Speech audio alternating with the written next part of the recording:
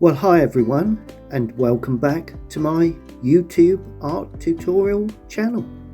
I'm a professional artist working from my studio in Essex in the UK and painting plein air in the countryside.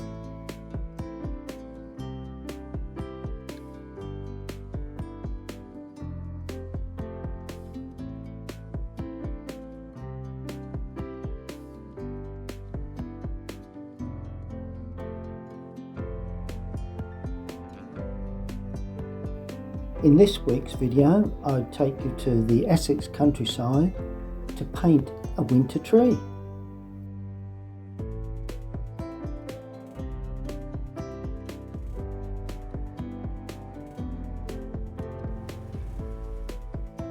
Well, here we are on the edge of Chignal Smealy, a village just outside Chelmsford, and this is the view I'm looking at. Well, a lot of people say to me, you never show us how you sketch the scene. Well, that's what I'm going to do this morning. Show you exactly how I sketch the scene in the first place. Well, I establish where the road turns, because that's vital. Don't want to show too much. I want to make quite a lot of the tree, so the tree's got to be a dominant feature. But I want to show the turn in the road and get that perspective correct. And it turns very, very quickly and then comes towards me and to the right of me. As it turns the corner, it slips away behind a hedge. Then we've got a bit of a bank showing, and then we get fairly narrow there, and then we widen as we come into the foreground. So you've got a lovely feeling of tapering of that road as it turns. We're obviously going to have the holding tree that side, stop the eye running away, but beyond this we've got an area where that tree stands. It's the edge of the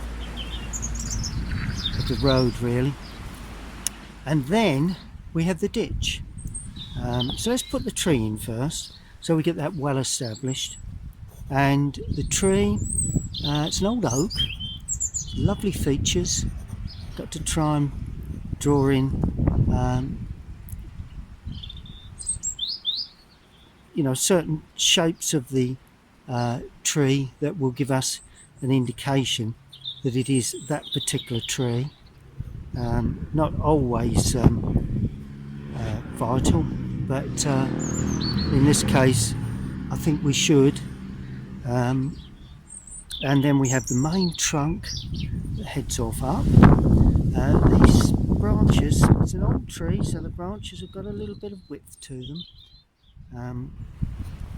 The trunk then heads off up. This branch comes away there, but there is another one that comes away there like that.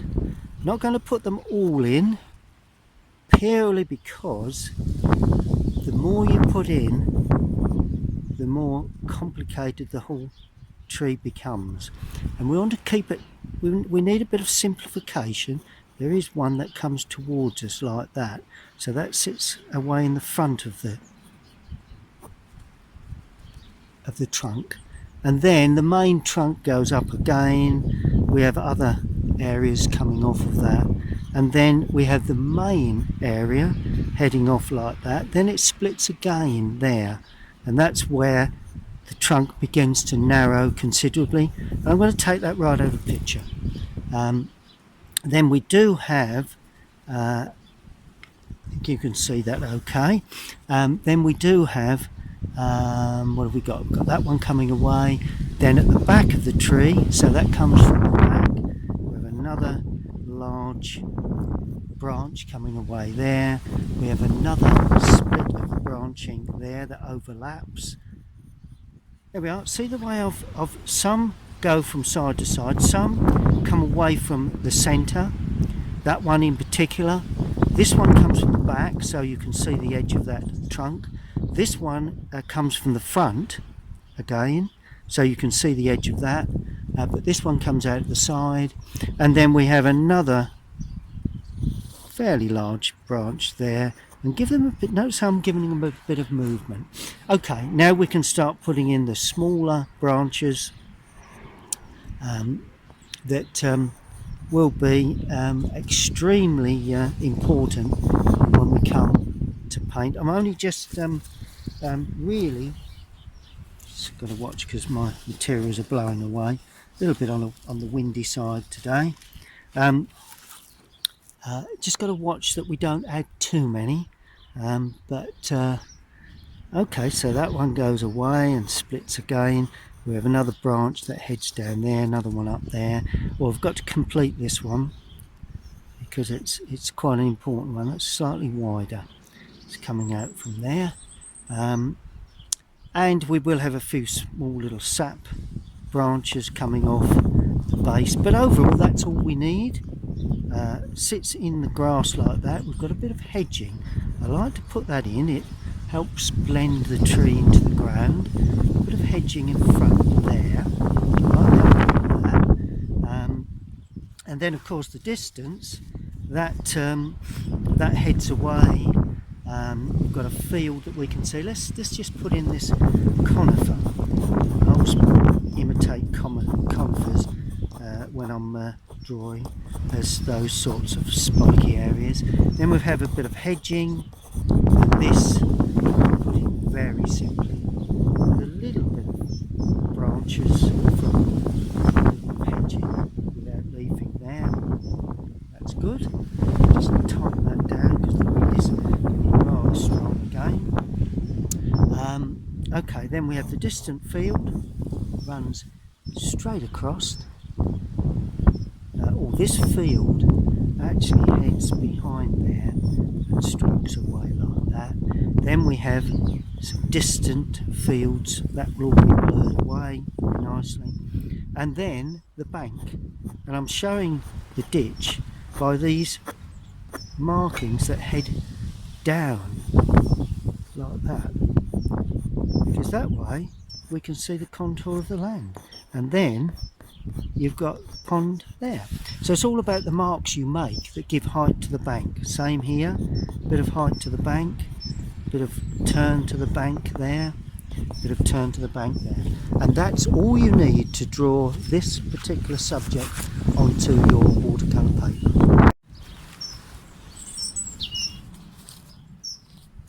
Okay, well this is the scene in hand. I've just done my drawing and got my cup of coffee, little small flask, so that's a bit of a bonus. It's not a bad day, a little bit windy, but lovely and warm in the sun. And you can see the composition in front of me here, and really looking forward to finishing off my coffee and making a start.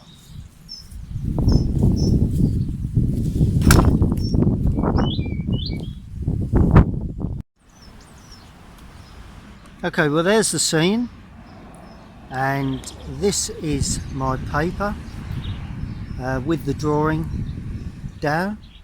I think I've got that in shot pretty well. Just try and freeze that so it doesn't go anywhere. Yep, don't think we're going to knock that out of sync. Right, first thing I want to do is to get basic colours down. So to start with, I'm going to work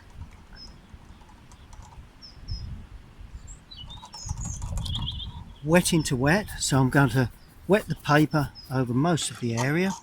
I'm going to keep the sky fairly light. Touches of blue sky, a little bit of cloud, not too much, a little bit of wispy cloud, but basically fairly blue sky. And that means to me ultramarine. So I dive into the ultramarine, and he's just loosening up, not painted for a couple of days. Been very, very windy here in Essex, but there's a window in the weather, so I decided to get out and see what I can do. So I'm using ultramarine with a touch of red in there, just to give me a sense of one or two wispy clouds sneaking across the sky. All very simply painted, all very weak. A little bit here too. There we go. There you go, that's lovely.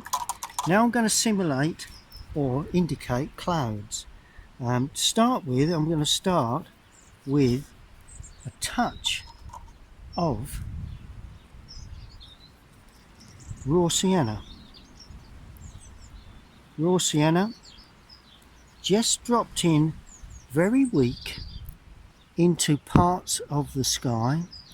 Bit of greenish colour as well. Not too concerned about that. One or two softer clouds there, and clouds appear smaller as they run away into the distance. That's something that is quite important. Now I'm going to use purely the blue to put in the blue sky, and there's quite a lot of blue sky, so we're going to have a blue sky patch there in that right hand side, patch of blue there. Don't want to remove too much of this white paper. A little blue there, blue as we run away into the distance, a little patch of blue there in amongst the cloud work. So we've got warm and cool colours, ideal. Sunlight coming from the left, but that will be shown later on. And just bring that down to the horizon. There we go. So we've got one or two little clouds, and mainly a blue sky, one or two smaller cloud work areas. And then in the distance, I'm going to go in again with, I can see like a slightly pinky, reddy colour in the distance. So I'm adding a red, or let's use cadmium with a touch of raw sienna to give me that orangey sort of glow that runs away in the sky in the distance. Touch more red in there just to warm it, just a touch. There we go, that's better. And that's, it could be part of the land, not too concerned. A little bit in my water there. I got my water from the butt this morning, so for obvious reasons that could have little bits and pieces in there, which all adds to the authenticity of the painting. Now, the distant land, I'm going to use ultramarine again, quite strong ultramarine, with a touch of cadmium red, just that cadmium red again, just to give me some purpley land. And it needs to hold, so it needs to be fairly strong in mix. Trying to get a bit of distant land. It's not too red. Just see what we've got here. Particularly there. There we go. Just along the horizon. It's more or less distant trees, really. There's a few more that side. A little bit higher in the land. There we go. That's the distant land. Now that should soften and sit back very, very nicely. And I'm going to take a drier brush now. Let's use a flat for a change. Damp it, remove most of the moisture, and then lift off any paint that seems to be hanging along that bottom edge. So the brush has got to be semi-dry, just to say I'm lifting away the paint. I'm not actually laying colour on. Any paint that's gone over that distant line, I'm lifting away. See that? That way I will get a blurred edge, but it won't run up into the sky too much, my next area of colour. And my next area of colour will be, clean the brush, will be, there's a little bit of green there. So I'm going to introduce cadmium to this, quite a fresh green, a little bit of cadmium and ultramarine, a little bit of ultramarine in there, because I want, a little bit of that land to show. There's a little bit of green there, although it's winter, there is a little bit of green in the fields in the distance. Very weak at this stage. That's good. Now we're going in with burnt sienna. You can see lots of lovely burnt sienna now in and around that green. Painting over the tree at this stage. Lovely burnt sienna in the hills as well, one or two in the trees as well. A little bit of, for obvious reasons, it's winter, so some of those soft little trees will be sort of sitting on the edge of the field. So just drop those in. Perhaps a little bit stronger there too. One or two with light on them that are causing sunlight to come through. There you go. Look at that, lovely blurred. Right, now I'm going to work forward. So I'm going to use cadmium yellow now with Prussian blue. Start off very yellow. That green to me is quite a yellowy green, and it turns down into the bank. Just got to continue that field. Let's do that with this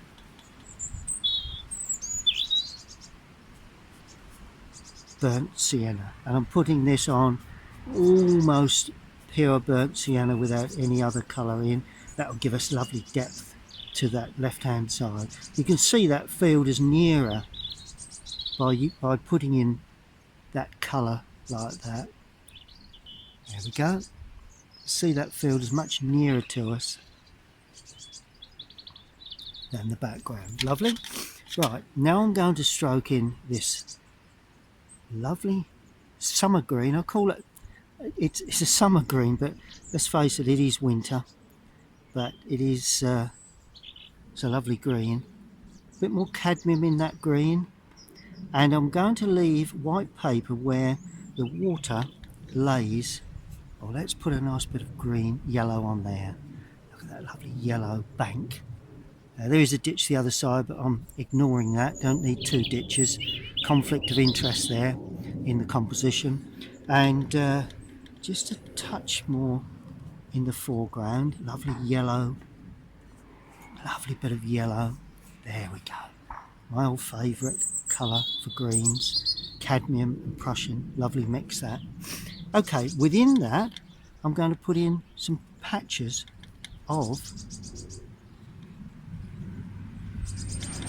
burnt sienna, because there will be, you know, patches of burnt sienna, particularly along the bank and where that turns as well.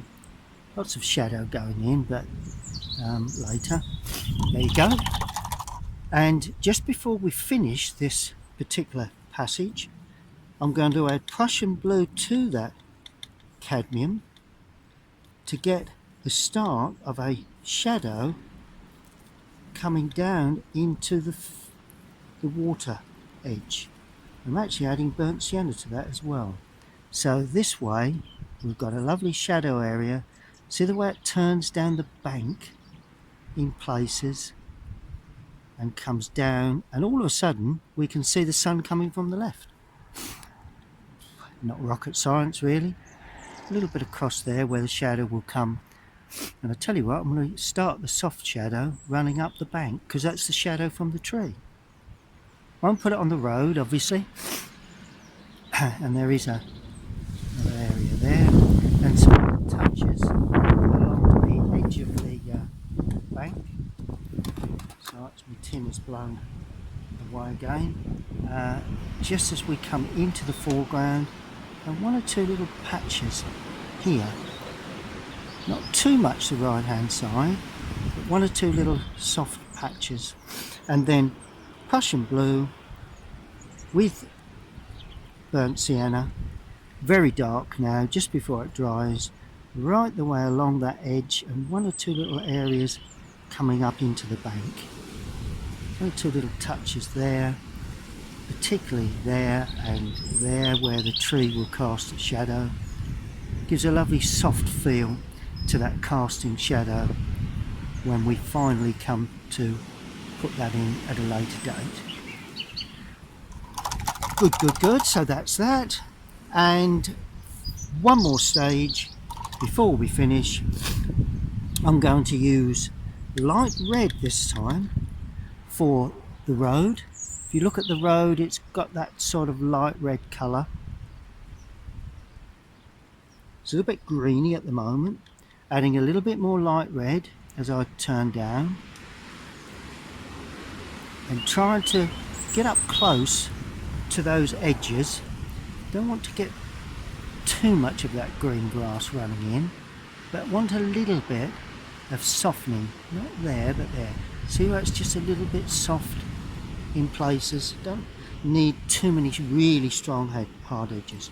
A bit more red as we come forward, and now we're going in with the cadmium. Remember my little trick of banging in cadmium yellow, cadmium red into my foregrounds.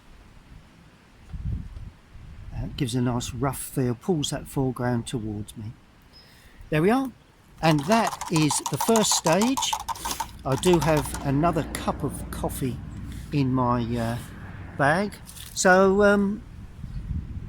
let me just show you the scene before we finish that particular stage.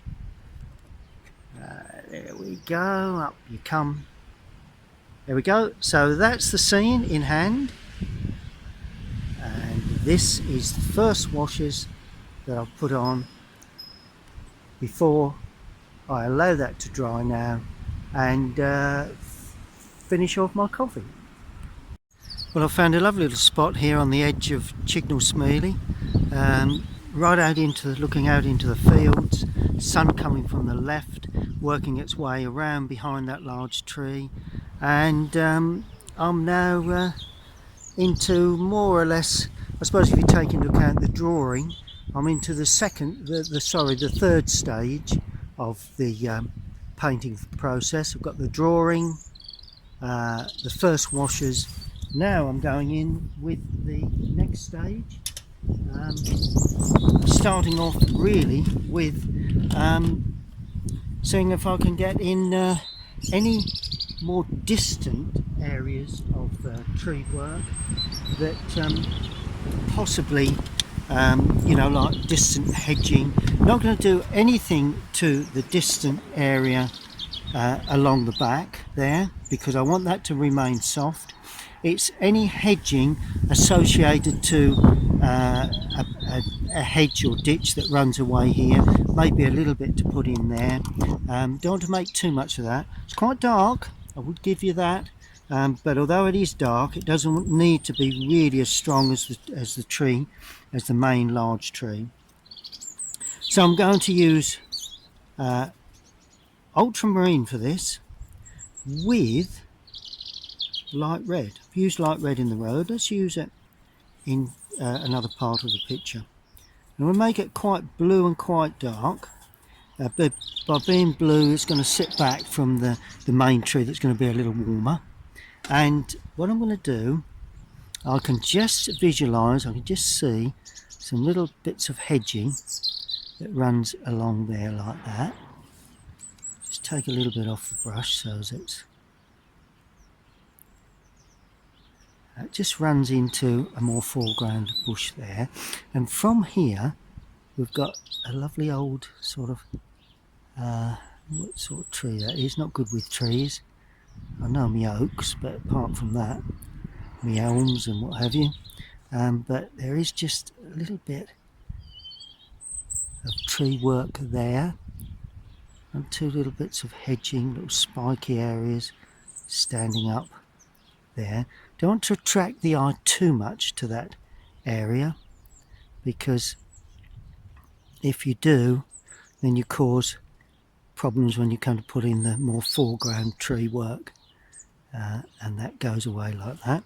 Then I lose a little bit from the brush, a little bit of moisture, and then I'll just put in what I'd class as the small leafing of those trees. There we are, all nice and blue, all nice and, we're looking into the sun, so we don't need any real detail, and they will sit behind the large tree.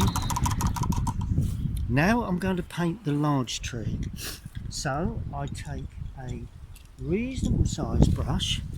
Actual fact, I've got a number 8 here, and this board is 11 by 15, a little bit short of that because of the border. Now I'm going to paint in the tree, but I'm going to leave the left hand side, particularly of the trunk, in sunlight, so it denotes the sunlight coming from the right. The right hand side of the tree and branch work will be considerably darker. So let's get in the real light side first, and for that a bit of a greeny brown really. So I'm going to use burnt sienna with Prussian blue. Now I'm going to start off with sort of like a dry brushwork. So we get a greeny brown and a bit of dry brushwork, because what I'm looking to do is to pick up the scent of that trunk being in sunlight. See the way I'm working up there and just allowing the brush to run out of paint in places where I feel the light areas would be. Working fairly quickly, don't want to be too slow with this. I want a bit of blend, I don't want too many hard edges. There we go. Now I'm going to paint in the dark areas. Plenty of Prussian, plenty of burnt sienna, plenty of Prussian, plenty of burnt sienna. Try and get in before that dries, which is proving not easy at this stage. There we go. And just drop that into places, hopefully to try and pick up the feeling of light hitting the base of that trunk. There you go. There we go up, and we can see now where that branch leaves and heads off up into the main part of the tree. See the way the right hand side of a lot of that is actually got some of that nice rich brown on it. And if you get, oh, there's a branch coming away there, so I wonder whether I can leave that unpainted. There we go, and there'll be one or two bits of shadow that will all show up quite nicely. There we are. See the way I've got that sort of rough edge, sunlight hitting the edge of that tree on the right. This will be in shadow, and I do like the brush to run out of paint occasionally, because you get nice soft edges then, and it tends to break up. So in this case, I very often say keep reloading the brush, but in this instance we don't need to keep reloading the brush, particularly when we get to the extremes of the branches. And I can see it's an old sort of tree, and that branch is broken away there. So, and I'm just playing with the shape. I'm looking at the picture or the view in front, but at the same time trying to make a nice looking tree, because there's nothing worse than depicting it as it is, and then really you look and you think, well, it's probably how it is, but isn't quite, doesn't quite make a nice subject. So you see the way I'm doing that, and that is the branch that comes towards us a little. There you go. See that? It's quite a simple process really. It's just, well, it's knowing what you're doing, I suppose, but you know, you can learn, no problems with that. And we have this lovely old branch that floats away into the distance there. Another little branch comes there. Right, the rest I will put in with the rigger. Now I'm going to work on the right hand side, producing that conifer, and I'm going to add cadmium to that mix to start with. Still quite dark, but we've got that lovely conifer feel. We've got to pick up the light edges of that conifer, so it needs to be all the light edges to start with. This is not the dark part of the conifer, and it's heading up, you know, the way conifers do. They head up towards, there you go. Remembering we've got a light bush underneath. Now I'm going to go in darker with that, so more Prussian, nicely on that outside edge. You want that to hold in quite a few places. A little bit more water required just to stimulate that Prussian and to get myself a nice looking sort of dark green. There we go. That's what I'm looking for on these outside edges.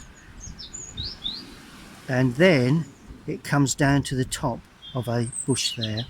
So I'm not going to be too fussy with this. I don't want to overdo this. As it breaks out into the sunlight, it will turn very dark again. Although it's light, it will turn very dark, and use the paper to give that idea. And then we use burnt sienna for this bush, which is lighter, but there is dark areas in that. So I'm using a very dry brush to indicate a bush effect there, standing up. Look at that. And then as we head down into the lower area, you see less sunlight. It's as it turns around the corner, and on the underside there like that, a little bit more dense in mix there. And of course then you've got some little spiky areas right along the edge where it meets the grass, and all the rest of it. Don't want too much light heading out of picture. There we are. Now with that theme, I'm heading back around the base of the main tree to actually paint burnt sienna, sort of like a bush. Small little hedging that is next to that tree, but there again we can see through it. And there is another small one there, but I don't want to go too big with that, otherwise we'll end up blocking our view out of picture. You know, instead of taking our eye around the corner, it tends to block it off. But now here there's another lovely rich burnt sienna little shrub. Let's see if I've got the brush loaded correctly for this. A little bit too much water in that. Just gently do it to start. There we are, another little bush there that and there is one or two little touches of bushes along that bank edge, particularly that side. You need to elaborate. Notice how I've got that warmth there. I'm introducing a bit of that warmth that side, you know, and also along the edge of the track, because that's where we will find lots of sort of earthy patches. Not everywhere, don't be tempted to draw a line, just some little earthy patches that will indicate a bit more water in that as we come forward, just to loosen it up a touch, even a touch more water. It is a fine dividing line between enough water and too much. There we go. Gives a soft edge too, and then you can use the side of the brush just to build up a bit of texture running up the bank. Even use the hand to pull away. And also in this area here where it's very dark, under that shrub there, obviously will be justified when we come to paint in the shadows, but at this stage, and notice how I'm turning down the bank and I'm blending that before it dries with my finger. You know, nice thing to do that. A little bit higher up there, and I'm giving a bit of texture this side, and also there will be a shadow running across this foreground. There you go. Right, so that really is the next stage of the painting. Okay, well the sun has just gone in us out again. One or two clouds coming now, so I'm going to crack on to try and finish off with the feel of this scene, and I'm going to paint in the very small twig areas. Now they are dark, so they're burnt sienna with a touch of Prussian in there, right? Not too much brushing, but the brush needs to be very dry for this. In other words, a very dry mix to try and achieve that feeling of the small twig areas. It's not the main branches, it's the small twig areas. And I will start just out of picture and just drag across the paper. Try and get that little bit of sparkle onto, and there is density in the center quite often, where you get lots of these areas that are quite dense, particularly where the tree goes away into the distance. There we go. See the way I'm creating an illusion, if you like, of clumps of twigs without actually painting every single one in. More broken as we go into the sunlight, and then quite a few there, and may even be, which there is, one or two little touches of that around that base there. There we are. That's good, that's all looking good. Now I'm going to go in with the very small areas of twigging that you can see. They were the very small twigs. I mean the medium to small twigs, not the minute twigs. And I'm going to use burnt umber for this with a brush that points well. So because I'm using a darker brown now, I'll get a real dark colour, and Prussian blue will be used to create that greeny dark brown, because that's what I'm looking for, because these are the very dark areas of the tree, and that will be down the right hand side there, on the underside down there, and down a couple of the root forms on the underside of that branch there. That's what I'm looking for, this real dominant tree to stand out really dark against the sunlight.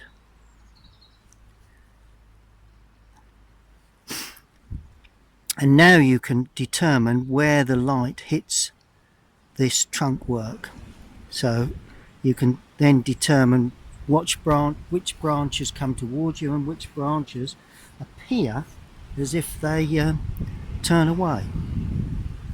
Now that definitely comes towards us, so a bit more water to this. Don't want to be too weak with this, don't want to be too jagged. It needs to be quite a nice interesting colour. Break it up too when you head off up, because you want to still maintain the idea of the smaller branches still coming through. There you go, look at that.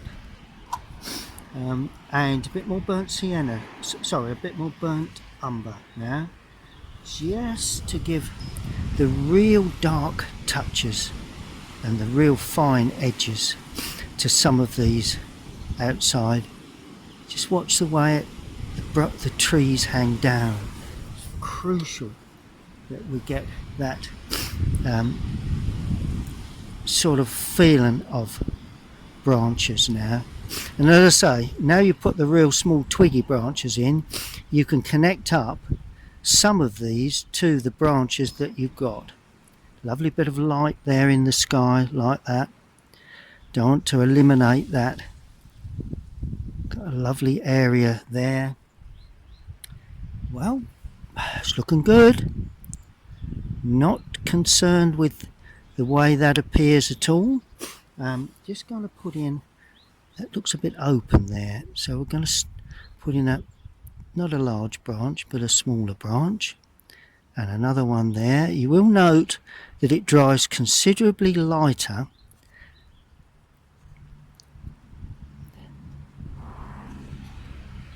than it originally appears.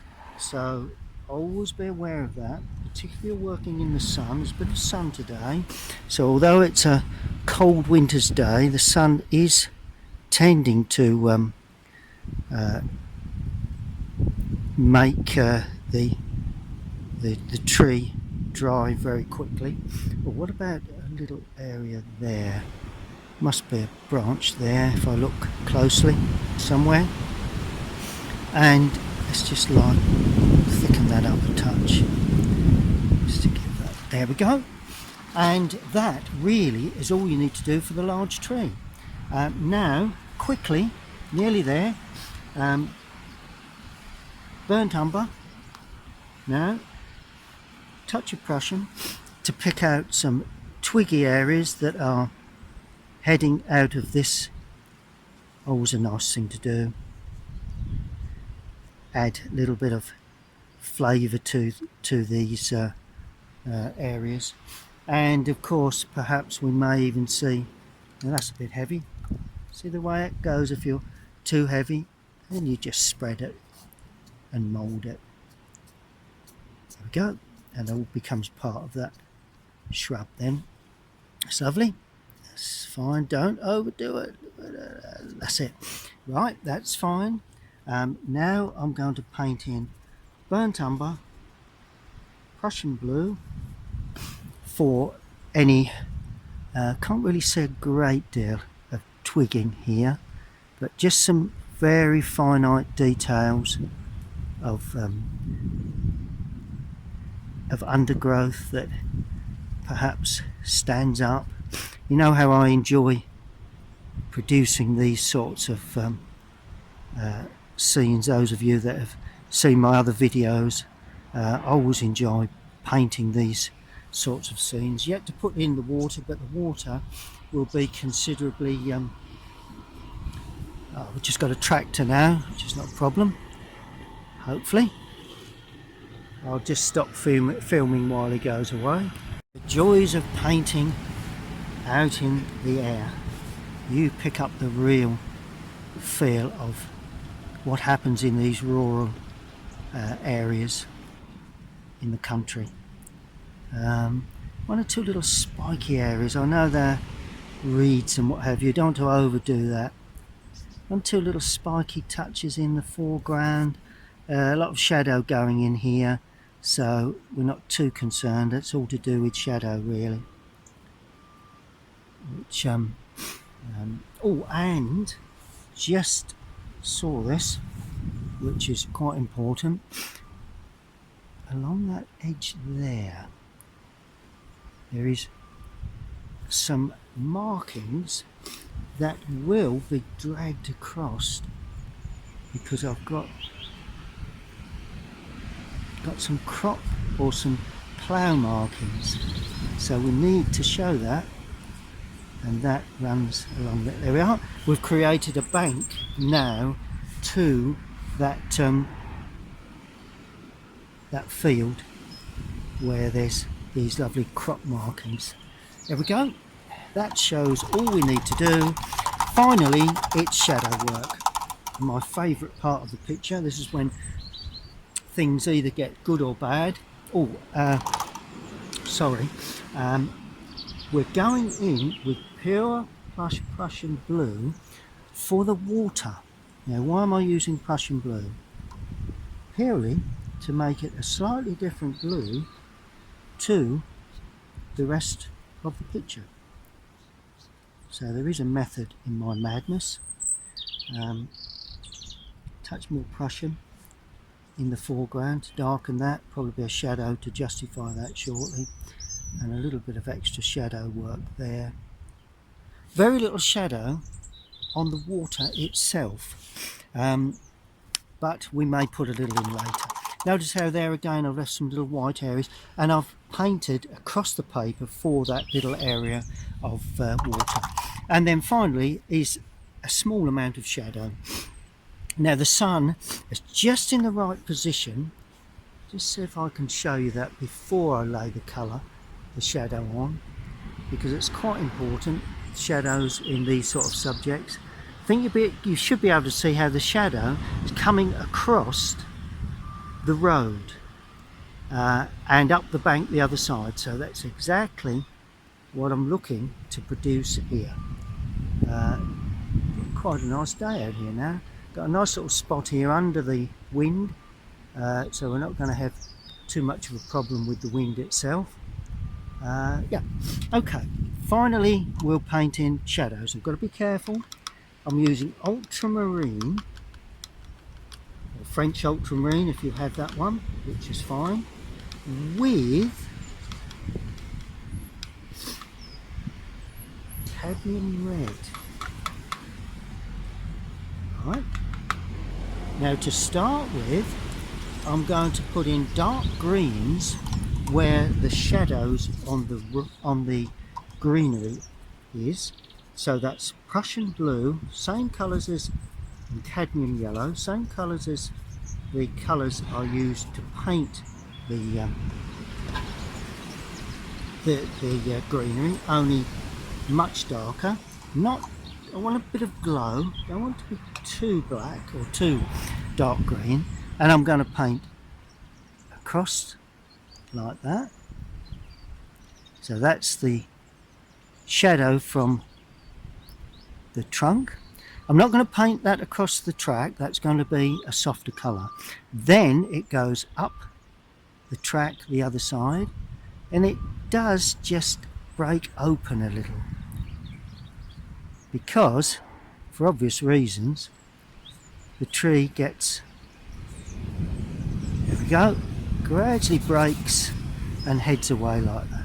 So you get a lovely dark crisp edge of light there. There you go. And there would be a small area under that tree, or that shrub there. Don't be too strong, just soften that a little bit, but that shows the contour of the bank. Right, that's good. There will be some little touches of this on the bank itself. Touches of that on the bank itself.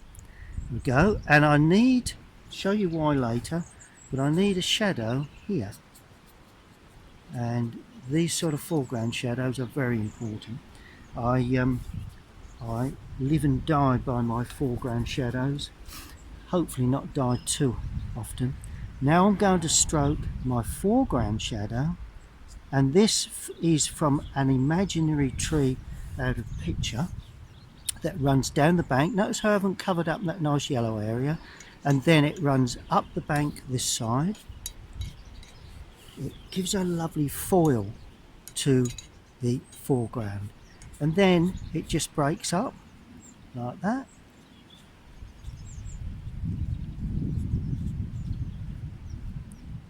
Go. It's probably from a tree out of picture, but there isn't one there, but hey ho, who cares. Then I'm going to now use my purpley blue mix, which is just dry a touch, but not too dark, but reasonable strength, to join up all of those shadows that have appeared across the road. There we go. And then of course there is a shadow from that bush, which we need to soften a touch. That's good, like that. And then we get that lovely shadow here. Let's add a little bit more colour to that.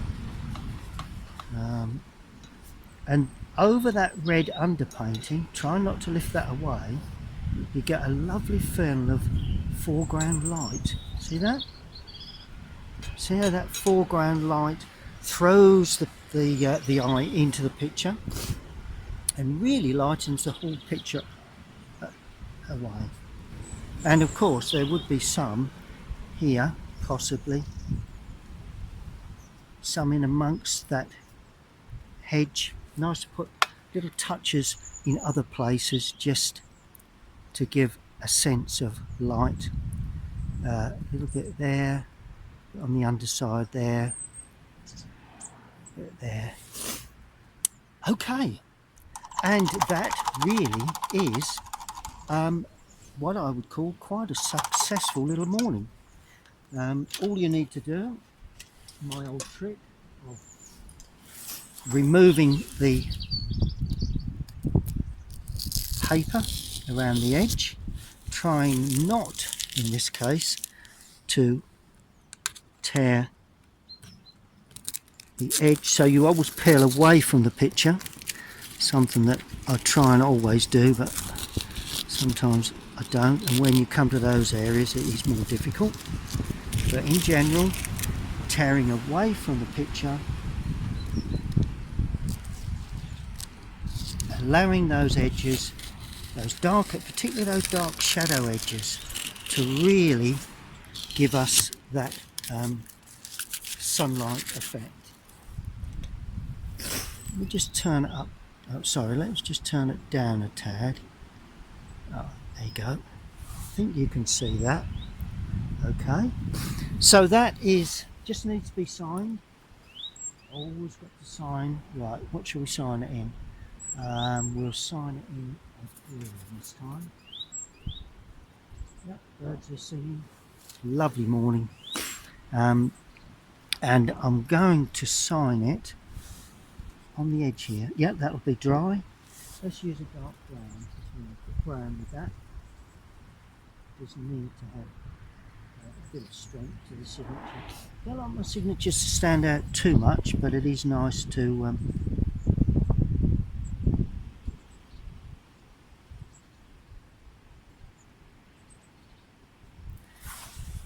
there you are. That is Chignal Smealy on the outskirts of Chelmsford, and just beginning to, the weather's just beginning to break a bit now, and we're getting a bit more sun coming through the landscape with shadow. But overall, I think we've done extremely well. Stay tuned to my YouTube channel, and we will be uploading more videos very shortly. If you like what you see, please go on to one of my websites, search Colinsteedart. Thank you for watching and supporting my channel.